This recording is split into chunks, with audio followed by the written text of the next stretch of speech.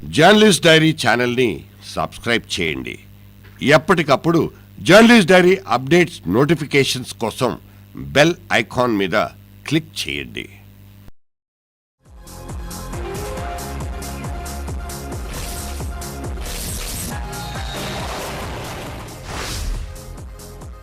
నెలల క్రితం సోషల్ మీడియాలో ఒక బొద్దింక పుట్టింది. పేరు కాక్రోచ్ జనతా పార్టీ, సిజేపీ. మొదట అందరూ నవ్వుకున్నారు, మీమ్స్ వేశారు, జోకులు పేల్చారు. కానీ ఆ జోక్ వెనక ఒక అసంతృప్తి ఉంది. ఉద్యోగం లేదు, రాజకీయ పార్టీల మీద నమ్మకం లేదు, వ్యవస్థ తమ మాట వినటం లేదనే యువతరం కోపం ఉంది. ఇప్పుడు నా ప్రశ్న, కాక్రోచ్ పార్టీ 2.0 వస్తే ఎలా ఉంటుంది? 2.0 అంటే మరో రాజకీయ పార్టీ కాదు. జెండా అవసరం లేదు, భారీ ఆవుచి అవసరం లేదు, నాయకుడి కటౌట్ అంతకన్నా అవసరం లేదు, సభకు బస్సుల్లో జనాల్ని తరలించాల్సిన అవసరం లేదు. ఒక మొబైల్ ఫోన్, ఒక వీడియో, ఒక ప్రశ్న, ఒక హ్యాష్ ట్యాగ్ చాలు.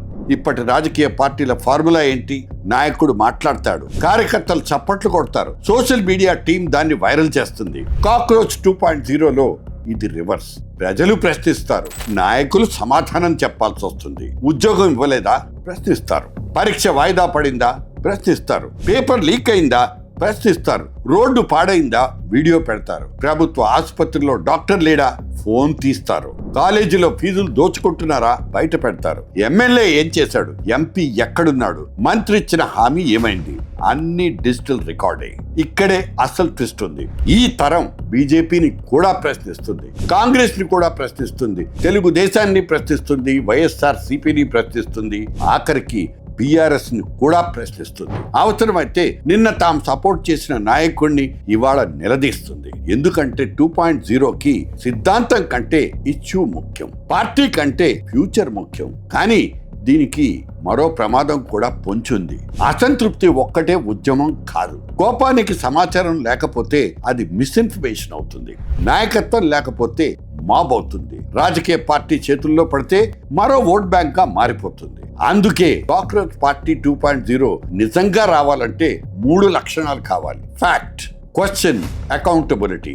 నిజం, ప్రశ్న, జవాబుదారీతనం. ఫేక్ న్యూస్ కాదు, అబ్యూస్ కాదు, రాళ్లు కాదు, విధ్వంసం కాదు. డేటాతో ప్రశ్నించాలి, ఆధారంతో నిలదీయాలి, ఓటుతో తీర్పు చెప్పాలి. ఎందుకంటే యువతరం ముందున్న సమస్య చిన్నది కాదు. డిగ్రీ ఉంది, ఉద్యోగం లేదు. ఉద్యోగం ఉంది, భద్రత లేదు. చదువు ఉంది, స్కిల్ సరిపోవటం లేదు. ఏ వస్తోంది, ఉద్యోగాల స్వరూపం మారుతోంది. రాజకీయ నాయకులు మాత్రం ఇంకా పాత హామీలు, పాత నినాదాలు, పాత రాజకీయాలే అమ్ముకుంటున్నారు. అందుకే కాక్రోచ్ 2.0 ఒక పార్టీగా రావాల్సిన అవసరం కూడా లేదు.